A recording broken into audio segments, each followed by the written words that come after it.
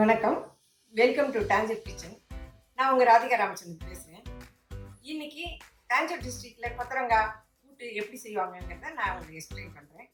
First அதுக்கு என்ன தேவையான சாமான்கள் என்னங்கிறத காட்டுறேன், வாங்க. இது ஒரு 1/4 கிலோ கொத்தரங்காயை பொடியாக நெக்கி வச்சுருக்கேன்.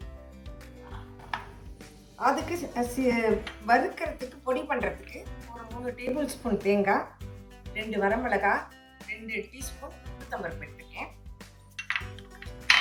இது ஒரு அரை நெல்லிக்காய் அளவு புளி கொத்தரங்காயில் கரைச்சி ஊற்றுறதுக்கு.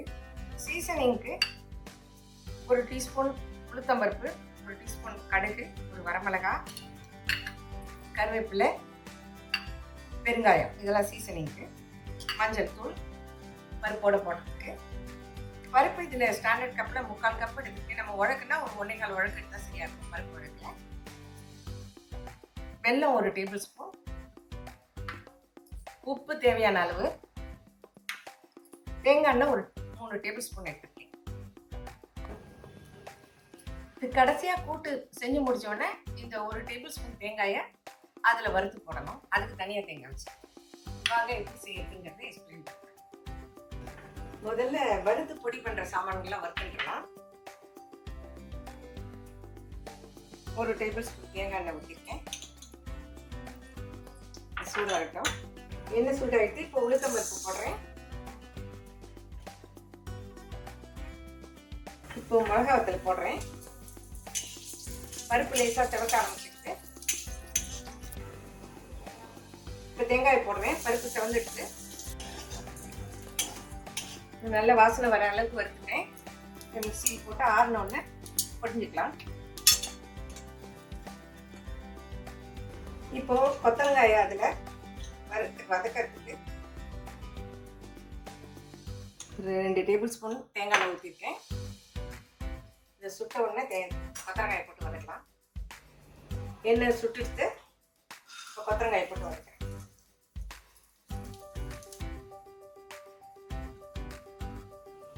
கொத்தரங்காய் வதங்கிட்டு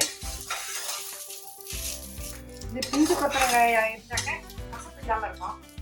நிறைய பேர் கொஞ்சம் பெரிய கொத்தரங்காய் இருந்தால் அதை நல்லா வேக வச்சு தண்ணி வடிக்கிட்டு யூஸ் பண்ணுவாங்க. இது வதக்கிறதுக்காகவே நம்ம நல்லா பச்சை கலரும் போகாமல் இந்த புளியை கரைச்சி வச்சுருக்கேன். இந்த புளி தண்ணியை இதை ஊற்றிருக்கேன்.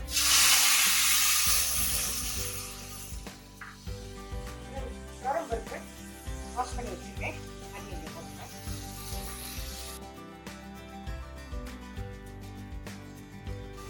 மஞ்சள் தூள்,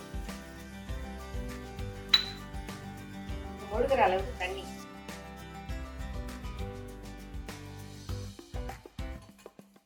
தேவையான அளவு உப்பு,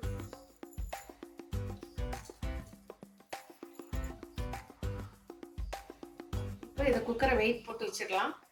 இது ஒரு 3 சத்தம் போட்ட உடனே ஒரு 5 நிமிஷம் சிம்ல வச்சுக்கிட்டே பருப்பு நல்லா வெந்திருக்கும். அதுக்கப்புறம் என்ன பண்ணணும், மிக்சியில் பொடி பண்ணுற சாமான்லாம் பொடி பண்ணிடுறேன். இந்த வறுத்த சாமான்லாம் மிக்சியில் பொடிச்சு எடுத்து வச்சுருக்கேன். குக்கர் தயாரானவுடனே இதை அதில் போடணும். குக்கர் திறக்கிறேன். பருப்பு நல்லா வெந்துட்டு இந்த பொடிஞ்ச தேங்காய் மசாலா போடுறேன்.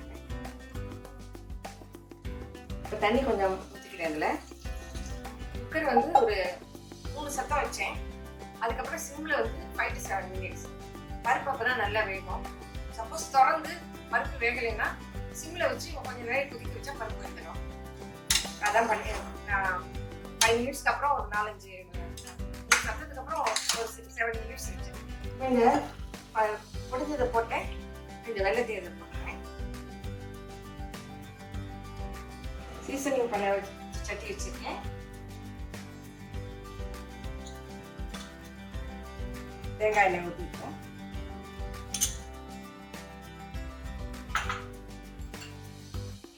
சூடான உடனே இதெல்லாம் போடலாம். இப்போ எண்ணெய் சூடாகிட்டு கடுகு போடுறேன். வரமிளகாய், உளுத்தம்பருப்பு, பெருங்காயம் ஒரு 1/2 ஸ்பூன் போட்டுருக்கேன். கருவேப்பிலை ஒரு 2 அரைக்கு, தேங்காய் ஒரு பெரிய ஸ்பூன். வெங்காயம் கடைசியாக வறுத்து போடும்போது வந்து நல்ல வாசனையாக நல்ல டேஸ்ட்டாக இருக்கும். தேங்காய் வேண்டாம்னா வெறும்னே நீங்கள் வந்து சீசனிங் மட்டும் பண்ணலாம்.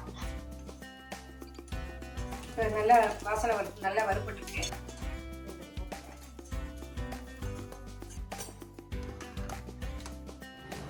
கொத்தரங்காய் கூட்டு ரெடி ஆகிடுது. இந்த கொத்தரங்காய் கூட்டை வந்து நீங்கள் சாம்பார் சாதம், ரசம் சாதம், எந்த சாதத்தோட சைட் டிஷ்ஷை சாப்பிடலாம். இதில் நான் ரொம்ப காரம் போடல, சின்ன குழந்தைங்க சாப்பிட்ற மாதிரி பண்ணியிருக்கேன். நல்லா காரமாக வேணுங்கிறவங்க இன்னும் 2 வரமிளகாயை மசாலாவோட போட்டுக்கலாம். சீசனிங் பண்ணும்போது 1-2 வரமிளகாய் கூட சேர்க்கலாம்.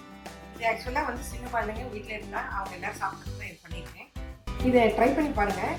உங்களோட ஃபீட்பேக்கை கமெண்ட்ஸில் எழுதுங்க. டேஞ்சர் கிச்சனுக்கு போங்க, சப்ஸ்கிரைப் பண்ணுங்கள். நெக்ஸ்ட் வீக்லேயே ஒரு நியூ ரெசிபியோட பார்க்கலாம்.